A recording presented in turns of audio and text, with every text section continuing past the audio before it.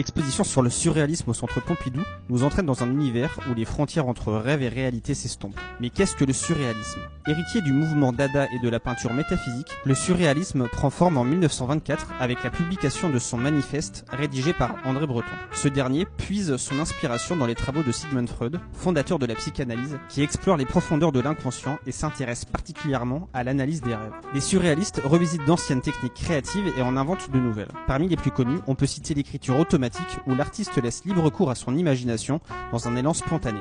On peut également mentionner le célèbre cadavre exquis, une création collective où chaque participant dessine sur une même feuille pliée sans voir les contributions précédentes. Enfin, les calligrammes de Guillaume Apollinaire où les mots guidés par sa plume se transforment en dessin. Chaque artiste apporte sa pierre à cet édifice unique par des trouvailles audacieuses. En peinture, Max Ernst, dans La forêt noire, expérimente la technique du frottage. Armé d'un crayon, il frotte la surface d'une feuille posée sur un matériau texturé, intégrant des motifs imprévisibles à sa peinture.